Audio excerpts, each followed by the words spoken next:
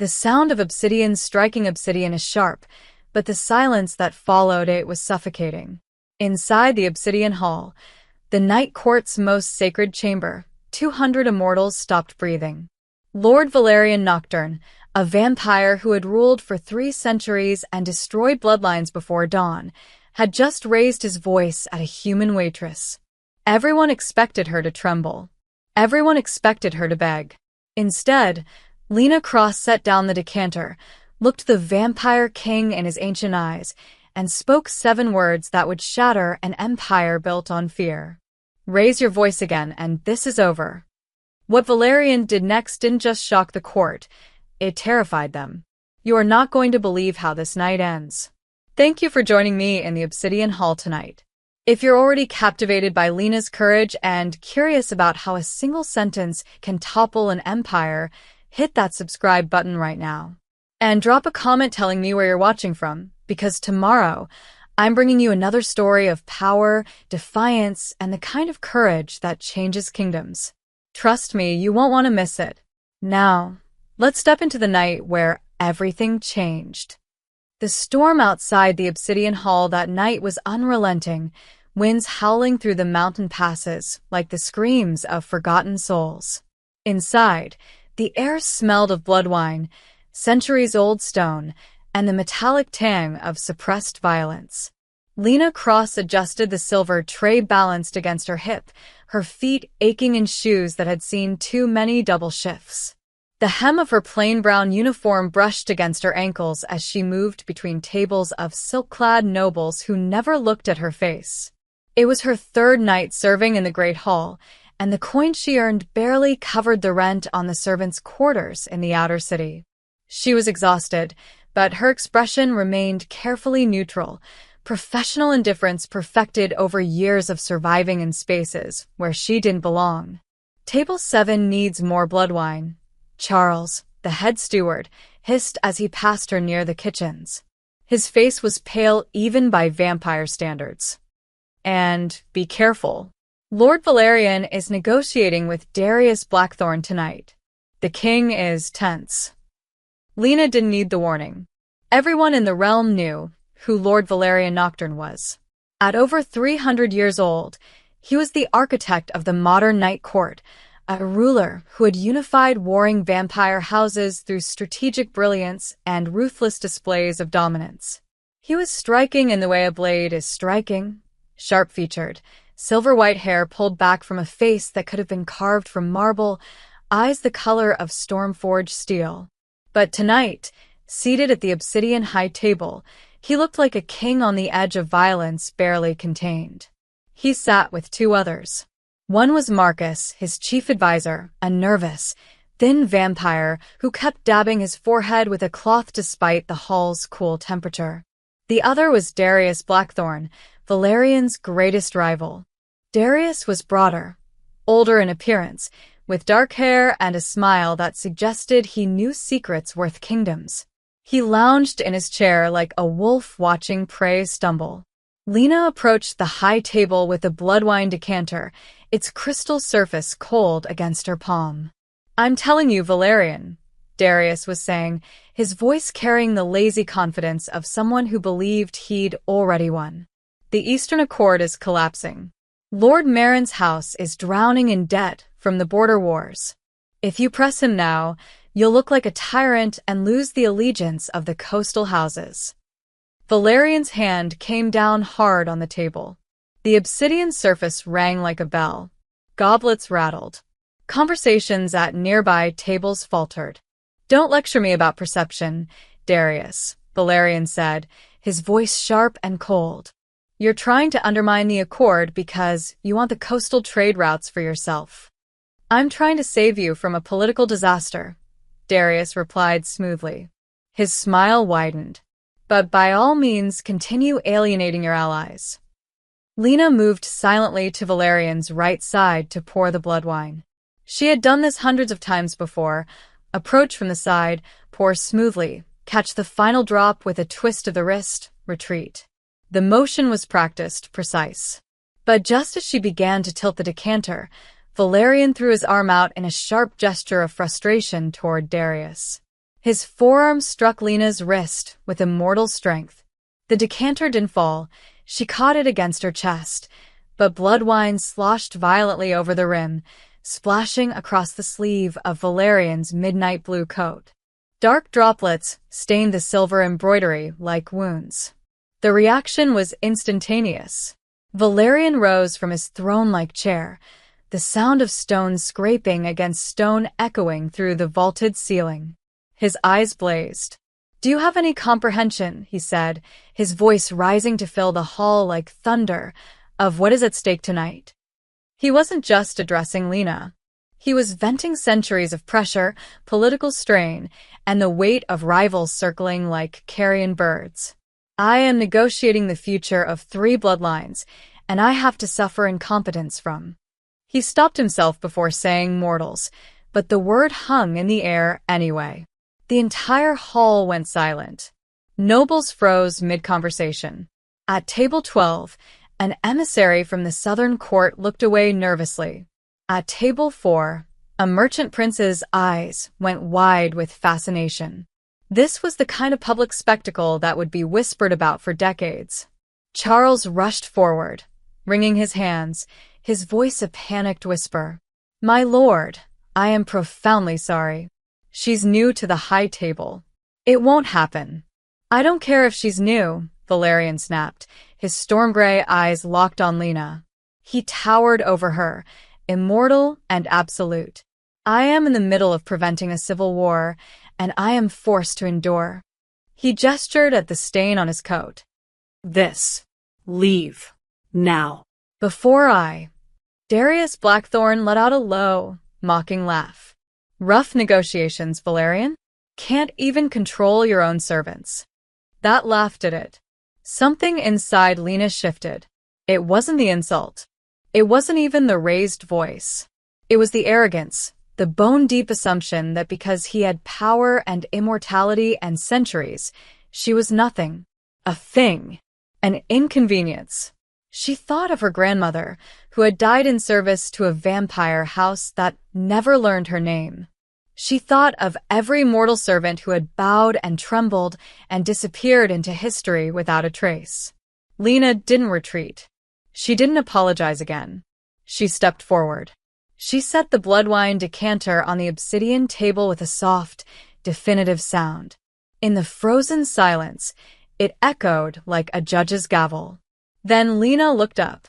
She met Lord Valerian Nocturne's eyes that had watched empires rise and fall, and she didn't blink. She didn't tremble. "I didn't spill the wine, my lord," she said. Her voice was low, steady, and impossibly clear in the breathless quiet.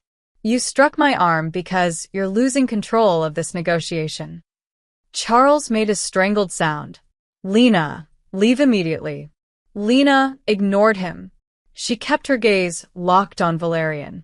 "You are trying to secure the Eastern Accord while Darius Blackthorne undermines you at every turn. You're stressed because he's baiting you, and you're falling for it." She paused. "But you do not take that out on me." Valerian stared at her. His mouth opened slightly, but no sound came out. In 3 centuries, no one had ever spoken to him like this. Not his rivals. Not his council. And certainly not a mortal servant. Lena leaned in closer, lowering her voice to a whisper that only the 3 men at the high table could hear. The hall strained to listen, but her words were for the king alone. "Raise your voice again, and this is over." Valerian blinked. His brow furrowed. "Excuse me?" "This feast," Lena said, her tone measured, deliberate. "I walk away. Charles calls the guard. You create a scene. And Lord Blackthorne here," she glanced at Darius, whose smirk had frozen on his face, returns to his allies and tells them that Lord Valerian Nocturne is so unstable he screamed at a mortal servant over a drop of wine. She paused, letting the words settle like frost. "How do you think that impacts the Eastern Accord when it comes to a vote tomorrow night?" The silence stretched. 5 seconds. 10. An eternity in immortal time. Darius's smirk vanished. He sat forward slightly, watching Valerian with sudden, predatory interest. Valerian stared at Lena. He looked at her plain uniform, her tired eyes, her hands that still held steady despite the weight of 200 immortal gazes. He saw something there he hadn't seen in centuries. Not fear. Recognition. Slowly, the fury drained from Valerian's face. He glanced down at the stain on his sleeve, then back at Lena. Something unreadable flickered across his expression. Surprise, perhaps, or something older. Then, to the shock of every soul in the Obsidian Hall, Lord Valerian Nocturne did something he had not done in 300 years of rule. He stood. Not in rage. Not to strike. He stood in acknowledgement. And in the ancient language of vampire courts, standing before someone seated was an act of vulnerability, of respect. The hall gasped, a collective intake of breath that sounded like wind through a crypt. But Lena Cross did not sit down. She remained standing too, holding Valerian's gaze, because she knew something the rest of the court had forgotten. She knew the words she had spoken were not defiance. They were law. And the last time those words had been uttered in the night court, a king had lost his throne. The moment stretched like a wire pulled taut enough to sing. Valerian remained standing, a position no vampire king had willingly assumed in the presence of a mortal since the founding of the Night Court. Around them, the obsidian hall rippled with reaction like a stone dropped into still water. At table 3, Elder Kasha, ancient even by vampire standards, went rigid in her chair, her wine goblet frozen halfway to her lips. Her eyes, milky with age but sharp with memory, locked onto Lena with something that looked like horror. Or recognition. At table 9, a young servant dropped a tray. The crash of silver against stone was deafening in the silence, but no one turned to look. Every eye remained fixed on the high table. And at Valerian's left, Darius Blackthorn leaned back in his chair and smiled. Not the mocking smirk from before. This was different. Slower. More dangerous. The smile of a predator who had just realized the prey had wandered into a trap. Valerian's mind was racing, replaying Lena's words with the precision of 3 centuries of political survival. Raise your voice again, and this is over. The phrasing was too specific. Too measured. This wasn't the panicked threat of an angry servant. This was a formula. A legal invocation. His eyes narrowed as he studied her face. She wasn't trembling. I wasn't sweating. Her heartbeat, he could hear it, steady and controlled, betrayed no fear. Only focus. The kind of focus someone had when they knew exactly what they were doing. Where, Valerian said quietly, his voice carrying only to those at the high table. Did you learn those words? Lena met his gaze without flinching. They were taught to me, as they were taught to my grandmother. And to her mother before her. A sound like wind through a crypt whispered through the hall, though no windows were open. The flames in the chandeliers above flickered, their frozen fire dancing despite having no fuel to consume. Several nobles glanced up nervously. Valerian felt it then, a pull against his chest, subtle but unmistakable. The blood bond that connected him to every sworn member of his court strained, like a string pulled in a direction it had never been tested. Not breaking, but resisting. Impossible. Marcus, the chief advisor, had gone pale as moonlight. His hand clutched the edge of the table, so hard his knuckles showed bone-white beneath translucent skin. "My lord," he whispered, too low for mortal ears, but Valerian heard every syllable. "The binding clause." She invoked the binding clause. "That's extinct," Valerian said, though even as he spoke the words, he knew they were hope rather than certainty. "Clearly not," Darius murmured, loud enough for the nearby tables to hear. His dark eyes gleamed with barely contained delight. How absolutely fascinating. At the far end of the hall, Elder Kasha rose slowly from her seat. The room felt even quieter, if such a thing were possible. When an elder moved during a feast, it meant something. She walked with measured steps toward the high table, her silver gown trailing behind her like mist. She stopped 3 paces from Lena and studied her with eyes that had witnessed the rise and fall of kingdoms. Then she spoke, her voice cracked with age, but carrying absolute authority. "She bears the mark of the voiceless covenant." The words hit the hall like a physical blow. Nobles gasped. Several younger vampires looked confused, but the older ones, those who remembered, went still as death itself. Valerian's jaw tightened. "That covenant died 3 centuries ago, when I took the throne." "The covenant does not die, Lord Nocturne," Elder Cassius said softly. "It merely sleeps, waiting for the bloodline to return." She turned her gaze back to Lena. "Show them, child." For the first time, something flickered across Lena's expression. Resignation, perhaps, or acceptance of something inevitable. She reached up with her left hand and pulled back the collar of her uniform, revealing the hollow of her throat. There, just above her collarbone, was a mark so faint it might have been a shadow, except shadows didn't glow with a pale silver light when ancient magic stirred. It was the shape of a crescent moon bisected by a straight line. The old seal.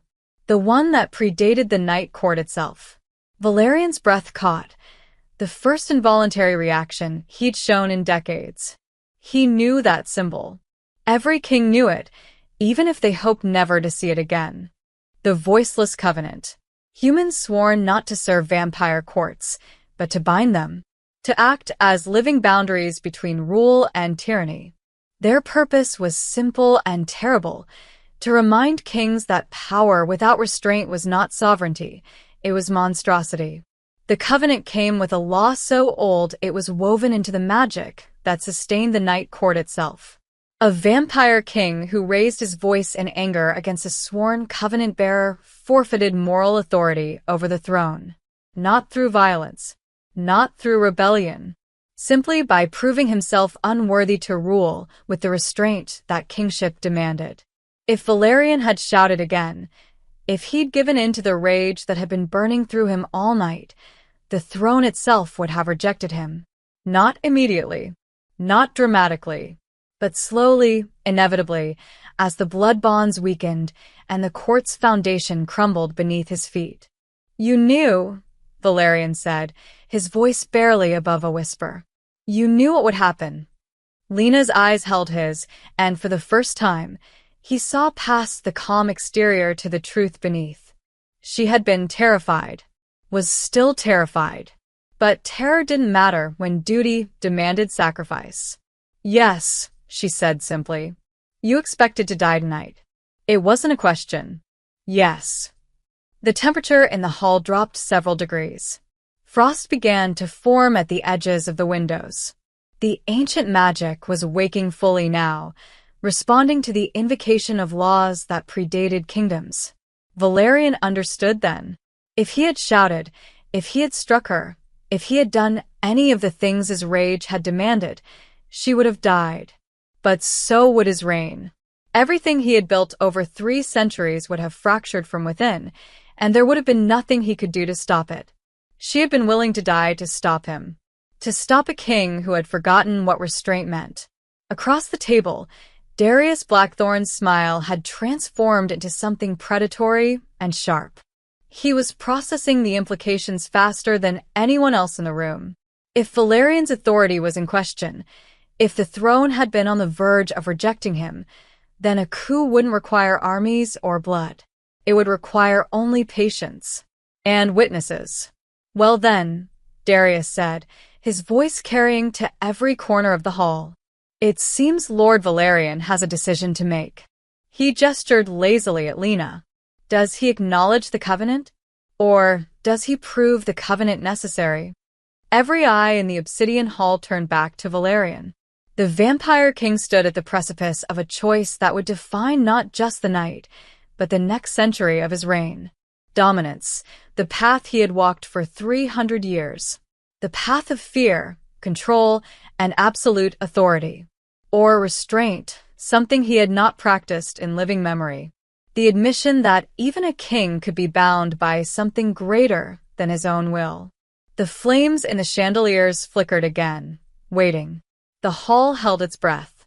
And Valerian Nocturne realized that the most terrifying power in his kingdom had never been his crown. It was the voice of someone willing to die to remind him he was not a god. Valerian's mind moved through centuries in the span of a heartbeat.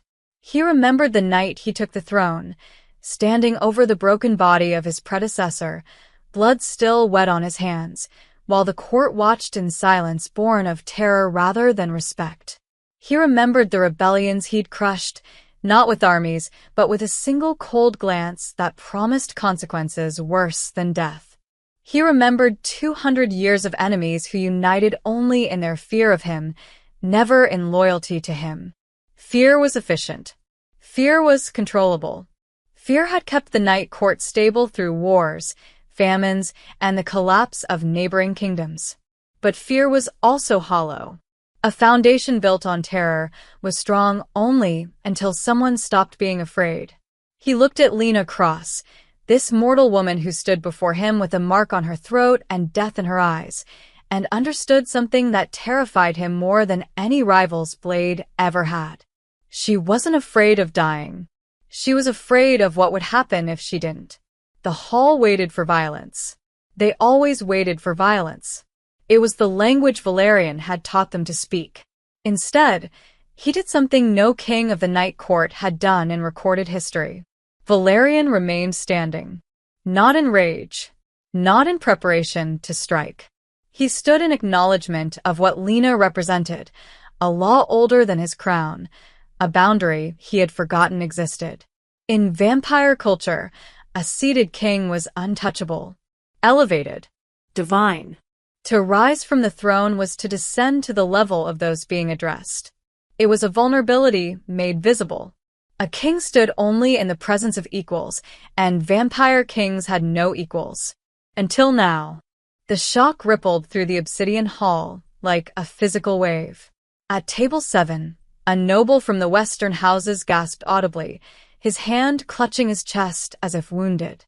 At table 12, Lady Morvana, a supporter of Valerian's rule for a century, looked away, her expression caught between offense and confusion. But at table 3, Elder Kasha nodded slowly, as if watching the fulfillment of a prophecy she'd long expected. Marcus, the chief advisor, looked like he might faint. "My lord, you don't have to." "Silence," Valerian said softly. The word carried absolute authority despite its volume. He turned his full attention to Lena. She remained standing as well, her posture straight despite the exhaustion he could see in the set of her shoulders. Silent equality. A mortal servant and an immortal king, facing each other across a divide that should have been impossible to cross. When Valerian spoke, his voice was measured, controlled, stripped of the rage that had dominated it moments before. It was the voice of a ruler who governed through intellect rather than intimidation. "You invoked the binding clause," he said. "Knowing the cost." "Yes, my lord." Why? The question wasn't rhetorical. He genuinely wanted to understand. "You could have fled, resigned, left the hall before this feast even began." For the first time, something like emotion flickered across Lena's face. Not fear. Something harder. More personal. "Because fleeing wouldn't have changed anything," she said quietly. "The covenant exists whether I speak it or not. The law exists whether you remember it or not." She paused. "And tyranny continues only as long as no one is willing to name it." The word hung in the air like a blade. Tyranny. Several nobles shifted uncomfortably. No one had dared speak that word in Valerian's presence in living memory. Darius Blackthorn laughed, a sharp, calculated sound designed to cut through the tension and redirect attention. "How touching," he said, his voice dripping with mockery. "The great Lord Valerian, brought low by a servant's sentiment. Tell me, your majesty," he emphasized the title with just enough sarcasm to make it sting, "will you be seeking the approval of the kitchen staff as well? Perhaps the stable hands should vote on matters of state." It was a test, an attempt to goad Valerian back into rage, to make restraint look like weakness before the entire court. Valerian didn't take the bait. He kept his eyes on Lena, his voice steady. The covenant bearers were never servants, he said, loud enough for every vampire in the hall to hear. They were boundaries, reminders that power without wisdom is not sovereignty, it's savagery. He paused, letting the words settle. I forgot that distinction. The night court forgot that distinction. A murmur spread through the tables. Not of rebellion, but of consideration. Valerian was reframing the narrative in real time, transforming what looked like submission into wisdom, weakness into strength. Lady Morvana, who had looked offended moments before, now watched with something approaching approval. Several younger nobles leaned forward, fascinated despite themselves.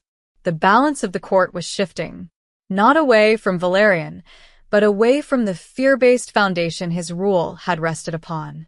And Darius Blackthorne, watching from his seat, felt the ground move beneath his carefully laid plans.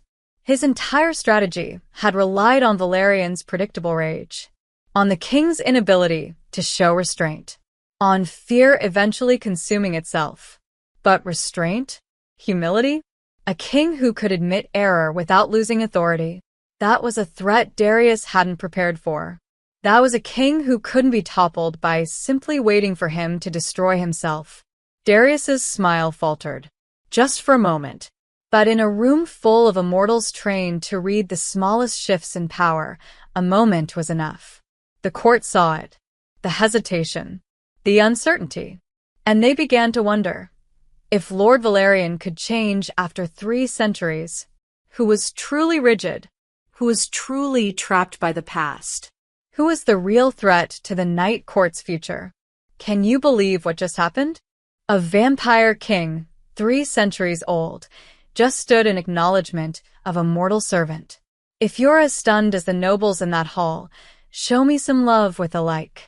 And if you're thinking, wait, how does Darius respond to this? Keep watching because what comes next will blow your mind. Don't go anywhere. Darius recovered quickly. Centuries of political maneuvering had taught him never to show weakness for long. He leaned forward, resting his elbows on the obsidian table with calculated casualness, and addressed the hall rather than Valerian directly. Boundaries, he said, his voice carrying the practiced warmth of someone speaking uncomfortable truths. How enlightened. How progressive. He gestured broadly at the assembled nobles. But tell me, friends, when the southern houses refused to honor the blood accords last spring, did Lord Valerian negotiate boundaries? Or did he send Lord Marcus with a battalion to remind them what defiance costs? Murmurs rippled through the hall. Marcus went even paler, if such a thing were possible. When the trade routes through the eastern passes were threatened by human insurgents, Darius continued, his tone growing sharper. Did our king show restraint? Or did he burn 3 villages to ash as an example? The murmurs grew louder. Several nobles nodded, not in approval, but in recognition. These were facts, uncomfortable, undeniable facts about how Valerian had maintained power. Valerian's jaw tightened, but he didn't speak, didn't defend. The silence was more damning than any rebuttal. Darius smiled, sensing blood in the water. So forgive me if I find this sudden philosophy of restraint convenient. A king who ruled through fear for 3 centuries doesn't become enlightened because a servant recites old laws. He becomes desperate. It was a masterful attack, framing restraint as weakness, wisdom as desperation. Darius was offering the court a narrative that made sense, that Valerian's acknowledgement of Lena wasn't strength, but the first crack in an empire about to crumble.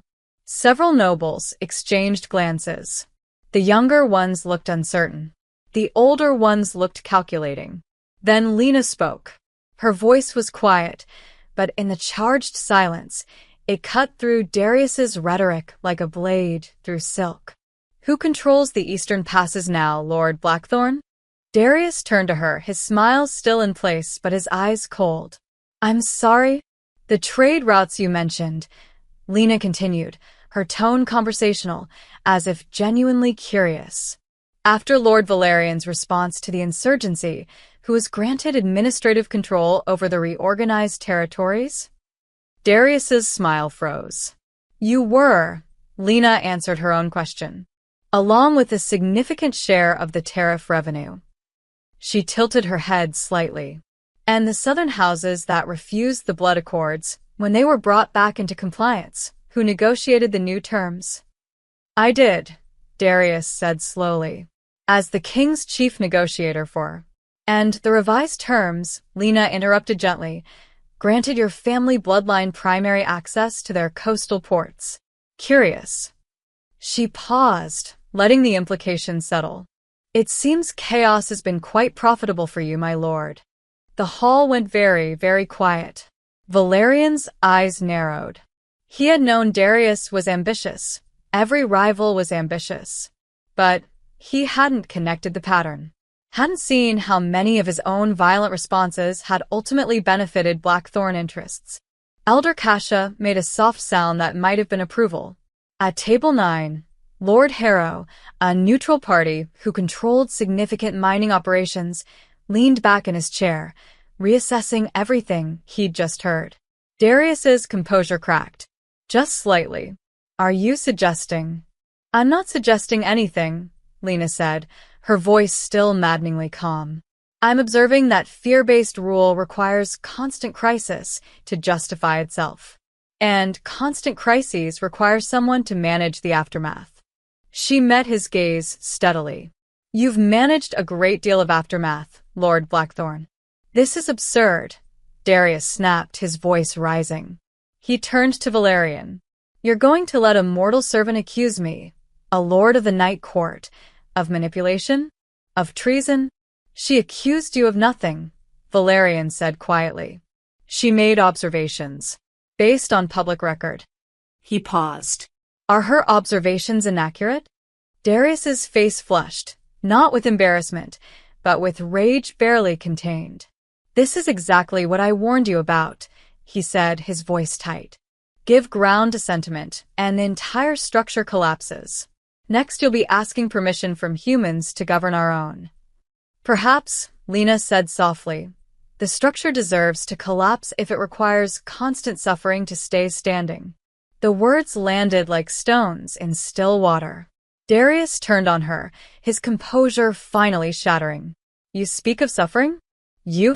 His laugh was harsh, mocking. Your kind lives for 70 years if you're lucky. You have no comprehension of what it takes to maintain order across centuries. No understanding of the sacrifices required to profit from chaos? Lena asked. Her voice remained level, but her eyes were sharp as broken glass. To position yourself as indispensable while the kingdom bleeds? Yes, Lord Blackthorn. I understand perfectly. How dare you? Darius began, but Valerian raised his hand. Enough. The single word carried such weight that Darius fell silent, though fury burned in his eyes. Valerian looked between them, the rival who had smiled too soon, and the servant who had just exposed the architecture of manipulation that had been invisible for decades. Lord Blackthorn, Valerian said, his voice formal, cold. You have violated court neutrality. This feast was called under the banner of negotiation, and you have used it to pursue personal ambition. I've pursued nothing but the stability of. You've pursued your own interests, Valerian interrupted, while disguising them as concern for mine. The court murmured. Not with shock, with recognition. Once named, the pattern was obvious. The trade routes, the territories, the careful positioning after every crisis Valerian had created. Darius had been building an empire within the empire. And now, suddenly, every eye in the Obsidian Hall was on him. Not on Valerian's restraint. Not on Lena's defiance. On Darius Blackthorn's carefully hidden ambition, laid bare in the light of questions no one had thought to ask before. Darius felt the shift like a noose tightening. This wasn't how tonight was supposed to end. Valerian was supposed to rage, to break, to prove himself unfit. Instead, The king had listened, and the court had watched Darius reveal himself.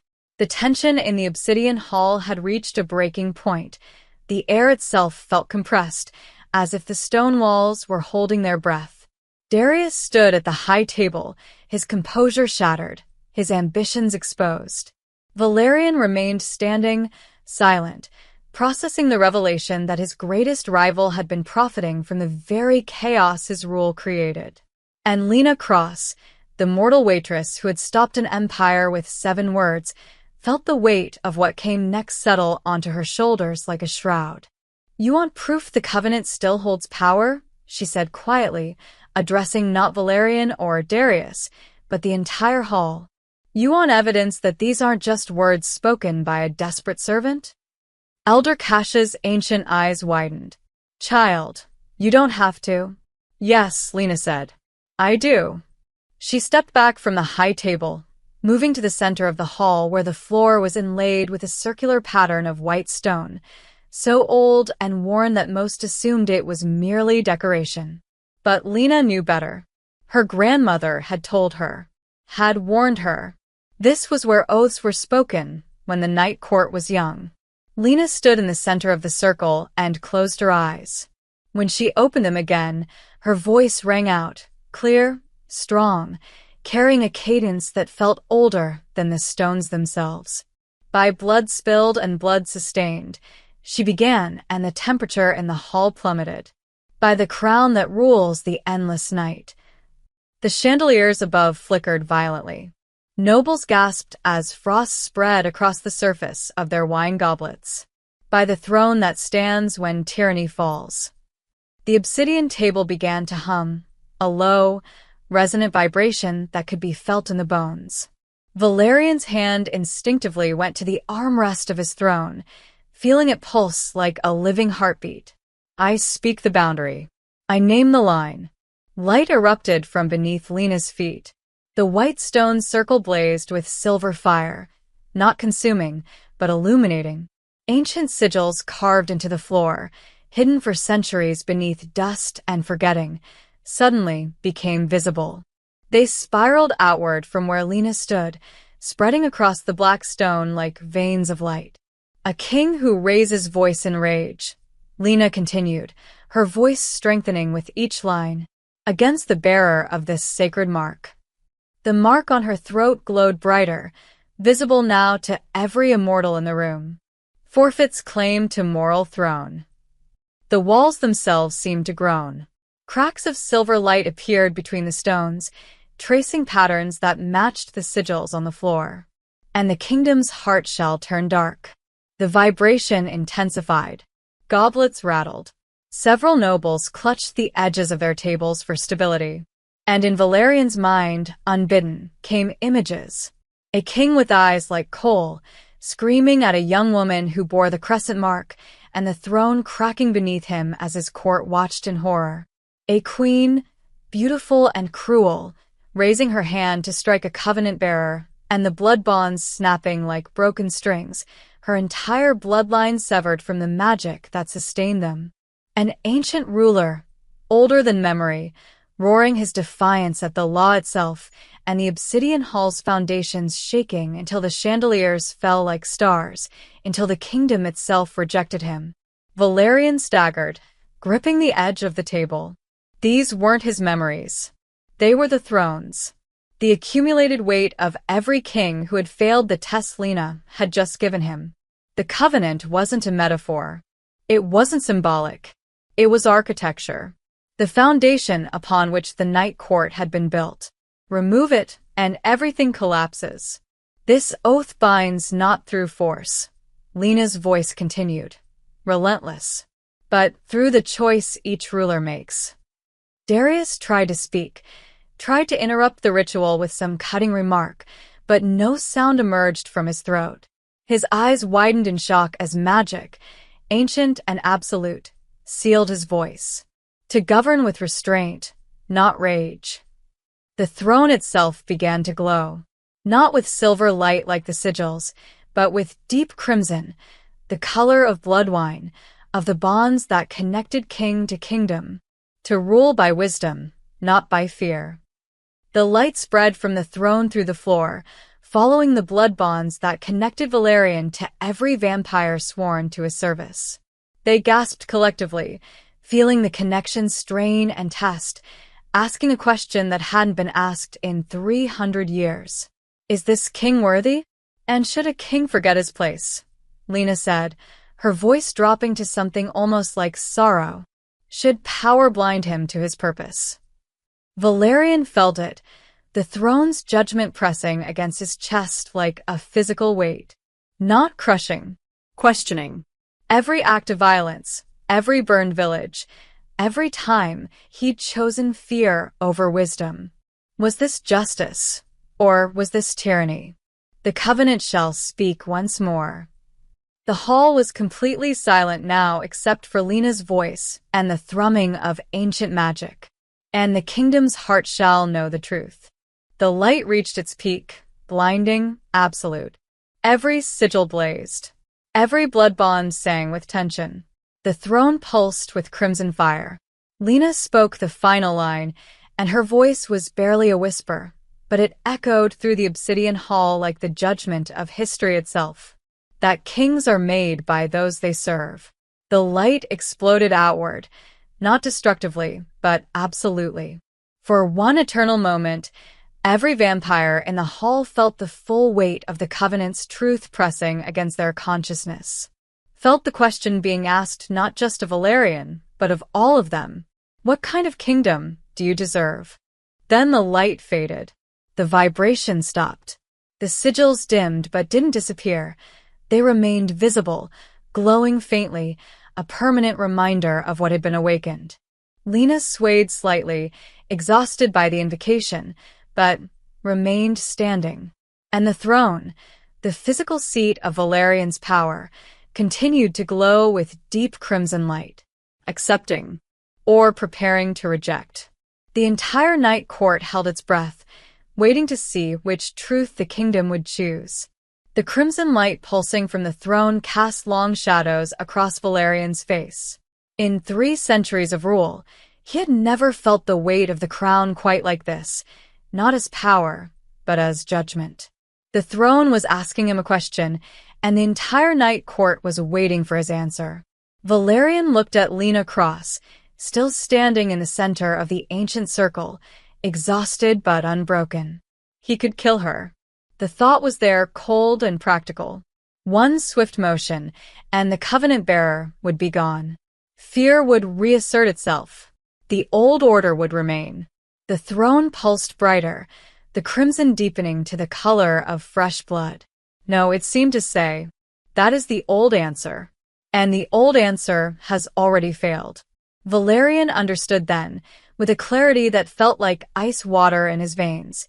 Killing Lena wouldn't preserve his legitimacy. It would destroy it. The Covenant had been invoked. The magic was awake. The question had been asked. If he chose violence now, if he chose fear over wisdom one more time, the throne would reject him. Not immediately, not dramatically, but inevitably. The blood bonds would weaken. The foundation would crack. And everything he had built would crumble from within.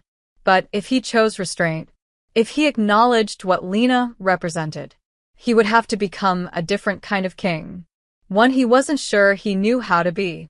The silence in the obsidian halls stretched unbearably. Nobles watched. Servants watched.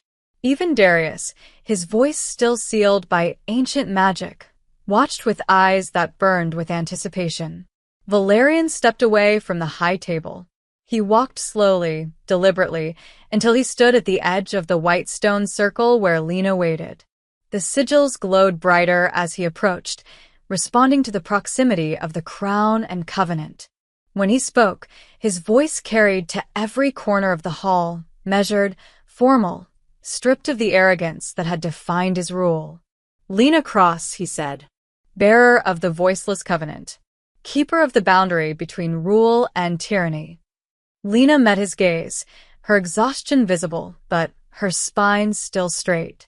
I acknowledge your authority, Valerian continued. Not as a servant, not as a subject, but as the living law that predates my crown and will outlast it. The words felt like cutting away pieces of himself, like stripping off armor he'd worn so long he'd forgotten there was flesh beneath it. Then Valerian did what no vampire king had done in recorded history. He bowed his head, not deeply, not in submission, but in recognition, in respect. The gasp that swept through the hall was like a physical wind. At table 3, Elder Kasha closed her eyes, and something that might have been tears traced down her ancient face. At table 7, Lord Harrow stood abruptly, staring as if witnessing the impossible made manifest. The throne's crimson light blazed brilliantly, then settled into a steady, warm glow. Accepted. The blood bonds hummed through the hall, not strained but strengthened. Reinforced. The kingdom had its answer. And Darius Blackthorne, feeling his voice suddenly return as the magic released him, made the worst decision of his immortal life. "This is pathetic," he snarled, his voice raw with contempt and fury. "You bow to a mortal? You acknowledge human authority over the Night Court." He looked around at the assembled nobles, his face twisted with disbelief. "Can't you see what this is? Weakness. Sentimentality. The beginning of the end." He turned back to Valerian, and all pretense of political calculation was gone. Only naked ambition remained. "You're not fit to rule," Darius said. "A king who bows is no king at all. The throne should be mine. I would never have violated covenant law." Elder Kasha's voice cut through Darius's rant like a blade. She stood, her frail body somehow commanding absolute attention. "Because that is what you have just done, Lord Blackthorne."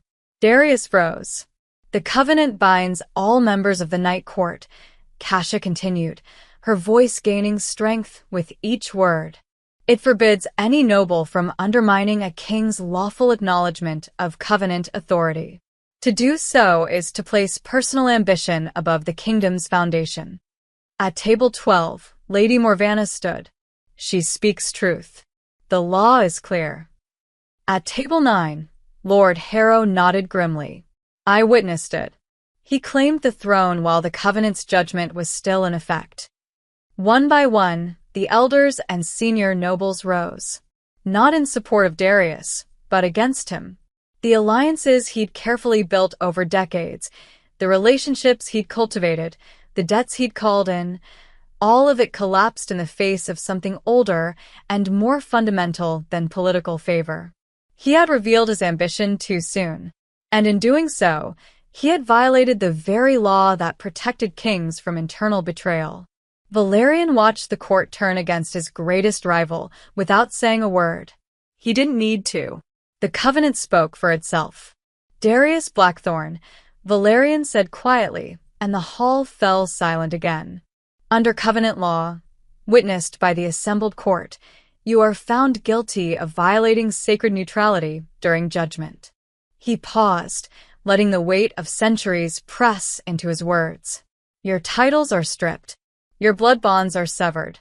Your claim to any seat within the Night Court is forfeit." The magic responded instantly. Darius gasped as invisible threads snapped, the connections that bound him to the kingdom, to his house, to the power structure he'd spent centuries building. They broke one by one, and with each break, he felt himself becoming less. Not mortal, but unmoored. Cast adrift. "No," Darius whispered. "No, you can't.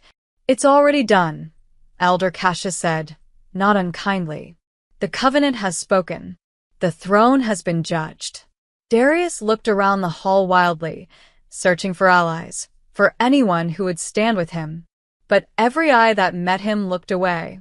He was no longer a rival. He was a condemned man. And everyone in the Obsidian Hall knew it.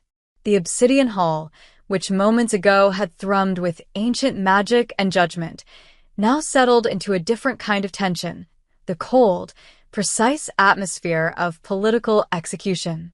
Lord Harrow was the first to speak, his voice carrying the weight of documented facts rather than accusation. The Eastern Pass territories, he said, pulling a folded parchment from inside his coat. I have the original trade agreements here. Lord Blackthorn negotiated terms that granted his family bloodline exclusive mineral rights for 50 years, rights that were never disclosed to the full council.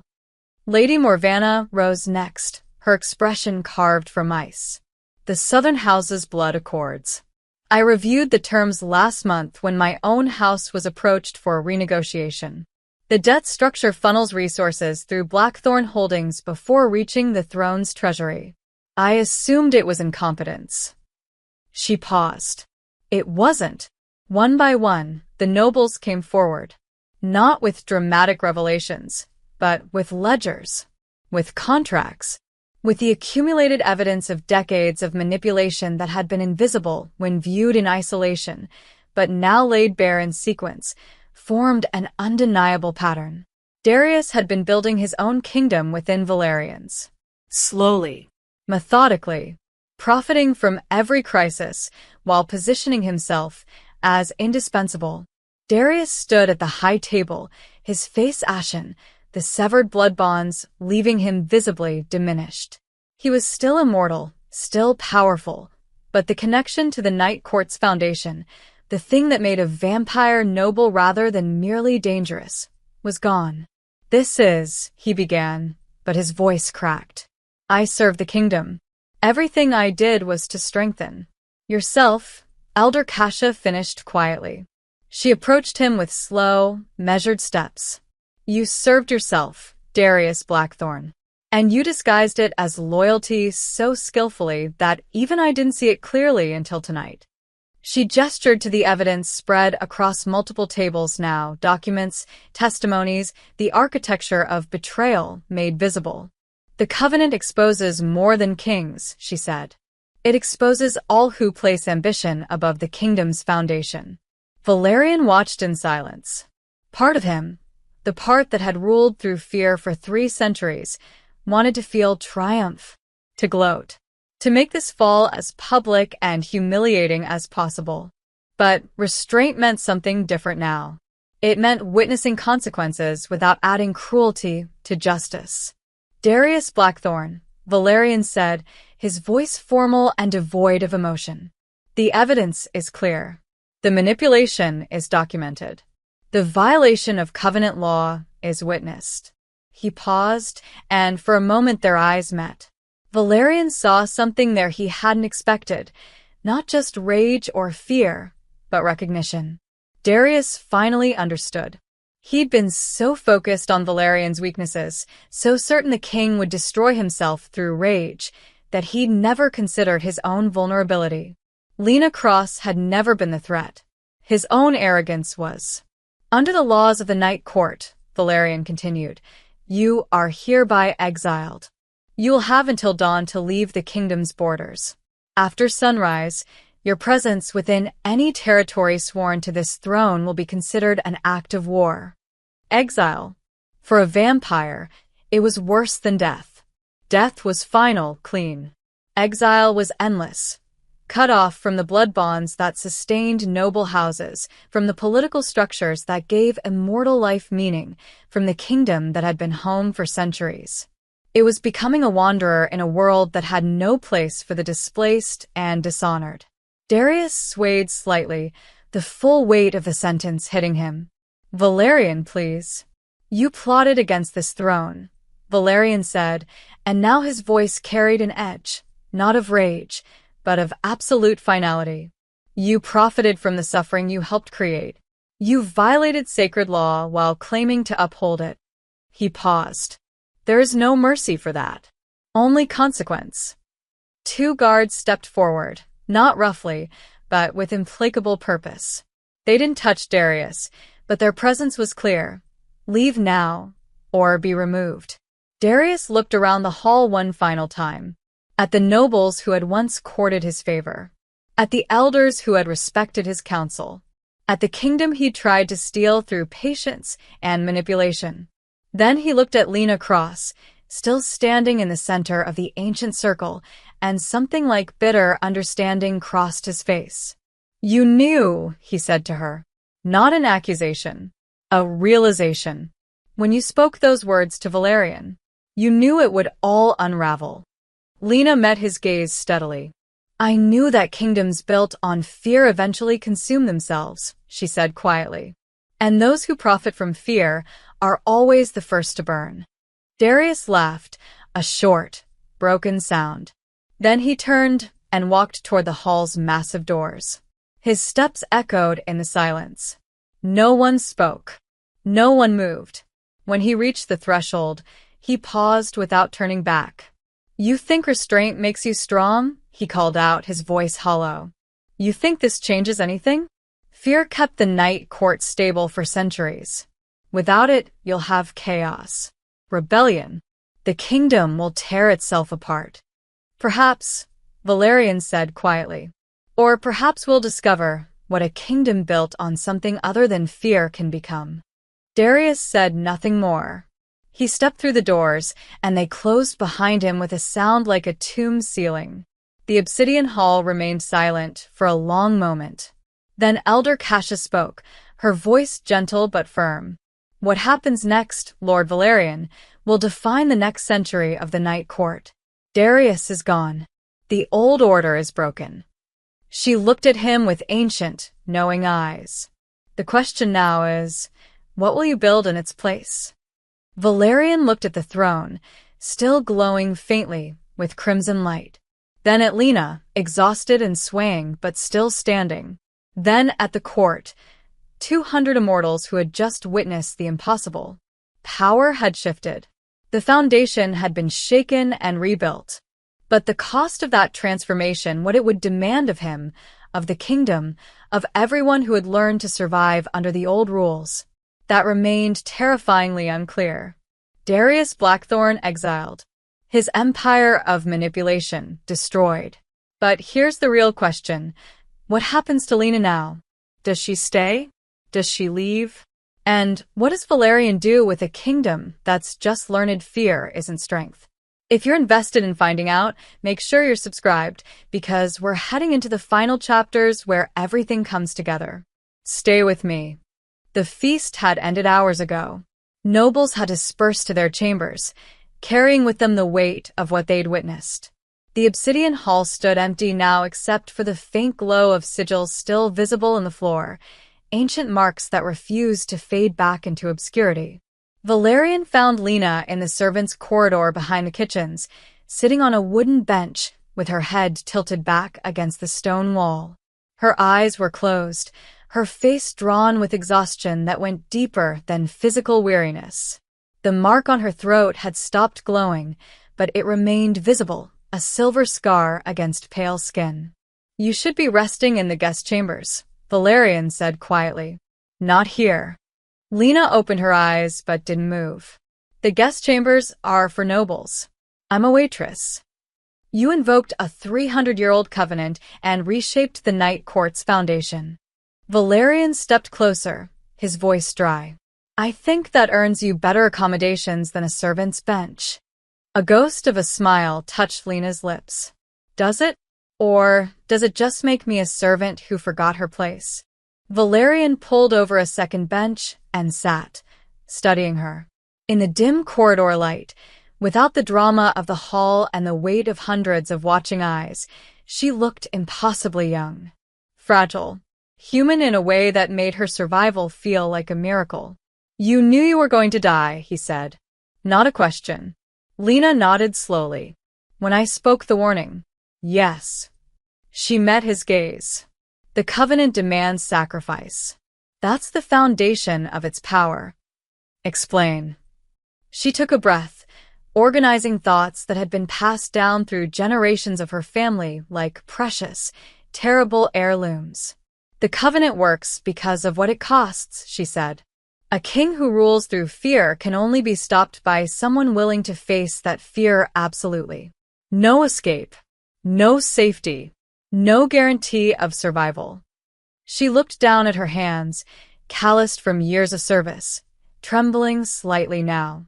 If I had spoken those words while planning to flee, while hoping for protection, while expecting reward, the magic wouldn't have answered. The throne wouldn't have listened. Because the sacrifice must be real, Valerian said, understanding dawning like cold light. Because power respects power, Lena corrected. And the power to face death without flinching is the only power greater than a king's rage. She paused. My grandmother told me, the covenant doesn't protect the bearer. It protects the kingdom, even if the bearer dies in the process.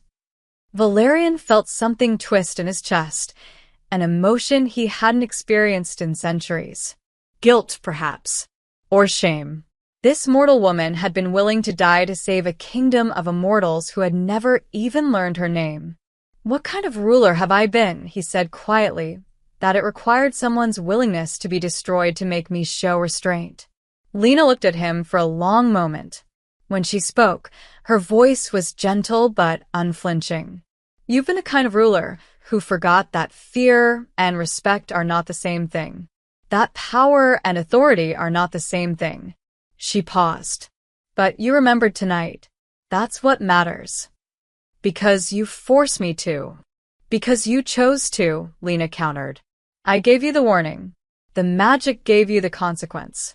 But you made the choice to stand. To listen. To bow. She held his gaze. You could have killed me and dealt with the aftermath. Many kings would have. Valerian was silent for a moment, thinking of the visions the throne had shown him. Kings who had made exactly that choice. Who had chosen fear over wisdom and watched their kingdoms crumble. I want to offer you something, he said finally. Title. Land. Protection. A seat on the council. He leaned forward, earnest in a way he hadn't been in living memory. You reshaped the night court tonight. You deserve recognition. Reward. Lena shook her head slowly. I don't want any of that. Then what do you want? Restore the covenant, Lena said simply. Officially. Not as forgotten history, but as active law. Train other bearers. Make sure that when I'm gone, the boundary remains. She met his eyes. Make sure no king ever forgets again that power without restraint is tyranny. Valerian studied her. This woman who had held his entire kingdom hostage with 7 words and now asked for nothing for herself. You won't stay, he said, understanding. Even with status. Even with protection. You'll leave. I was never meant to stay, Lena said. The covenant bearers serve by existing, not by ruling. If I took power, if I took titles, I'd become part of the structure I'm supposed to hold accountable. She smiled faintly. Besides, I have rent due in 3 days. Despite everything, Valerian laughed, a short, genuine sound that surprised him. I can pay your rent, at least. You can pay every servant in this hall a living wage, Lena countered. You can make sure no one has to work 3 double shifts just to survive. Her voice was soft but steel-edged. That's the kind of kingdom worth building. Valerian nodded slowly. It will be difficult. Centuries of structure to reshape. Nobles who resist. Systems that rely on fear, Lena finished. I know. But you don't have to do it alone anymore. You have elders who remember the old laws. Nobles who want something better. And now, she gestured at the faint glow of sigils visible even in the corridor's dim light. You have the covenant holding you accountable. She stood, straightening her uniform with hands that had finally stopped trembling. Where will you go? Valerian asked. Lena smiled, tired but real. Back to the outer city. Back to normal life. She paused at the corridor entrance. But I'll be watching, Lord Valerian. The covenant is awake now. And if you forget what tonight taught you, you'll be back, he finished. Someone will, Lena said. That's the point of a boundary. It doesn't disappear just because you stop seeing it. She turned to leave, and Valerian realized he was watching the most dangerous person in his kingdom walk away. Not dangerous because of strength or immortality or political power. Dangerous because she had proven that some things mattered more than survival. And that kind of conviction could reshape worlds. Dawn broke over the obsidian hall 3 days after the feast that changed everything. Valerian stood before the assembled court, not the full 200 who had witnessed Darius's fall, but the council of elders and house lords who would carry his decisions into every corner of the Night Court's territories. The throne behind him still bore a faint crimson glow, a reminder that the Covenant's magic had not returned to sleep. I watched it, waiting, holding him accountable. Effective immediately, Valerian announced, his voice carrying the weight of absolute authority, but none of the rage that had once defined it. The voiceless covenant is reinstated as active law within the Night Court. Covenant bearers will be identified, trained, and granted protected status. Any noble who raises voice or hand against a bearer forfeits their blood bonds and faces exile. Murmurs rippled through the council chamber. Not of rebellion, but of adjustment. This precedent is being shattered and rebuilt in real time. Elder Kasha nodded approval. Lord Harrow looked thoughtful. Lady Morvanna, who had supported Valerian's acknowledgement of Lena, sat straighter, vindicated. Furthermore, Valerian continued, and this was the part he knew would meet resistance. All mortal servants within Night Court territories will receive living wages sufficient to sustain themselves without requiring multiple shifts or supplementary employment. Working conditions will be reviewed by a council that includes servant representatives. Lord Petrov, who controlled significant agricultural holdings worked primarily by human labor, bristled. My lord, the economic impact is manageable, Valerian interrupted calmly, if we prioritize sustainability over maximum extraction. The old model profited from desperation. The new model will profit from stability. He met Petrov's gaze without blinking. Unless you're suggesting your holdings can only function through exploitation? Petrov fell silent. Around the chamber, other nobles who might have objected reconsidered. This was not a king asking permission. This was a king who had learned the difference between power and authority and was wielding the latter with surgical precision. Trade routes currently controlled by displaced Blackthorn interests will be redistributed, Valerian went on. Profits will flow toward infrastructure, roads, safe houses for travelers, protection from bandits, rather than private accumulation. More murmurs. These were not small changes. This was the reshaping of centuries of economic structure. The blood accords with the southern houses will be renegotiated in good faith, with terms that benefit mutual prosperity rather than punitive compliance. Valerian paused, letting each reform land before moving to the next. And finally, a formal inquiry will investigate every crisis of the past 50 years to determine which were genuine threats and which were manufactured for political gain. That last one sent a chill through certain members of the council. How many minor houses had profited from instability the way Darius had? How many had been complicit without realizing the larger pattern?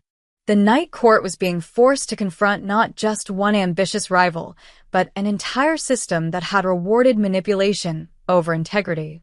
These reforms begin today, Valerian said. Not next month. Not after debate. Today. His voice softened slightly, but lost none of its authority. The Covenant has reminded us what we forgot, that a kingdom exists to serve those who live within it, not the other way around. Elder Kasha rose slowly, her ancient frame somehow majestic in its fragility. Lord Valerian speaks with the wisdom the throne demands, she said, her voice carrying to every corner of the chamber. I support these reforms without reservation. One by one, the other elders stood in agreement.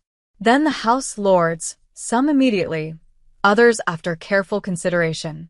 Within minutes, the entire council was standing, not in submission, but in cautious, genuine hope. The Night Court was changing, and for the first time in living memory, that change felt like possibility rather than threat. Far from the political chambers and ceremonial declarations, Lena crosswalked through the outer city's narrow streets as the sun climbed higher. She wore the same plain dress she'd arrived in, carried the same worn bag. The coin Valerian had insisted she accept, not as payment, but as acknowledgement, rested heavy in her pocket. Enough to cover 6 months of rent. Enough to breathe. She passed a notice board where a new proclamation had been posted overnight. By order of Lord Valerian Nocturne, all mortal servants are granted protected status and living compensation. A small crowd had gathered, reading the words with expressions that ranged from disbelief to fragile hope. An older woman clutched her companion's arm, tears streaming down her weathered face. Lena didn't stop, didn't announce herself. She had never wanted to be part of history, only to ensure history moved in the right direction. By the time she reached the city's edge, the stories had already begun. In a tavern near the eastern gate, a merchant told his companions about a feast where a waitress had stopped a king with 7 words. The details were already shifting, becoming myth. Some said she'd been 10 feet tall, others that she'd wielded ancient magic like a weapon. In the servants' quarters of a minor noble's estate, a young man who'd worked the feast whispered to his colleagues that he'd seen it himself, a mortal woman standing equal to the vampire king, and the king had bowed. In the outer villages where Lena's grandmother had told her the old stories, people began to remember. The covenant, the boundary, the law that made kings accountable. And in households across the Night Court's territories, servants who had learned to make themselves invisible began, slowly, carefully, to lift their heads. 6 months later, in a banquet hall 300 miles from the Obsidian Hall, a young vampire lord raised his voice at a servant who had spilled wine during a delicate negotiation. The servant, a man named Thomas, who had heard the stories, did not cower. He set down his tray with deliberate calm, met the lord's eyes, and said quietly, "My lord, the covenant is law. I respectfully remind you that volume does not equal authority." The hall went silent. The lord's hand, raised to strike, slowly lowered. "You're right," he said after a long moment, and the surprise in his own voice was evident. "My apologies. The spill was an accident." Thomas bowed slightly, not in submission, but in acknowledgement, and continued his service. At the high table, an older noble who had been present that night in the Obsidian Hall smiled quietly into her wine. In the Obsidian Hall itself, Valerian sat on the throne that had tested him and found him worthy. The crimson glow had faded to a barely perceptible pulse, no longer judgment, but partnership. The covenant was satisfied. For now. A servant approached with a question about the evening's preparations. She spoke clearly, without fear, and Valerian listened, truly listened, to her concerns before making his decision. When she left, Elder Kasha, who had been reviewing documents nearby, looked up with something like satisfaction. "The kingdom learns quickly," she observed. "The kingdom was always capable of learning," Valerian replied. "It just needed a reason to." He thought of Lena Cross somewhere in the outer city, living a life history would never record. No monuments would bear her name. No songs would recount her deeds with accuracy. But every time a servant spoke without fear, every time a noble chose restraint over rage, every time someone in power listened instead of commanded, she would be there. Not in person, but in principle. The boundary between rule and tyranny, held in place by those willing to die to maintain it. Valerian had ruled for 3 centuries through fear and built an empire that required constant violence to sustain. Now, he was learning to rule through something far more difficult, the kind of authority that never needed to shout. Because real power, he had finally learned, wasn't measured in volume or fear or the ability to make others submit. Real power was the strength to stand when challenged, to listen when angry, and to acknowledge that even a king could be bound by something greater than his crown. Real power was restraint, and restraint, unlike fear, built kingdoms that lasted. The Obsidian Hall chandeliers flickered gently in a wind that came from nowhere, and the ancient sigils on the floor glowed just bright enough to be seen, a reminder that some laws were older than thrones, and some voices could never be truly silenced. Once, a king had raised his voice, and everything almost ended. But he learned to listen. and everything began again. And that's how a waitress changed a kingdom with 7 words. If this story moved you, if Lena's courage inspired you, if Valerian's transformation gave you hope, hit that like button and subscribe because I have more stories like this coming your way. Stories about unlikely heroes, impossible choices, and the kind of power that doesn't need to shout. Tell me in the comments, what would you have done in Lena's position? Would you have spoken those words knowing you might not survive the night? I want to hear from you. And I'll see you tomorrow with another story you absolutely cannot miss. Until then, remember, real power is restraint. And sometimes the quietest voices echo the loudest.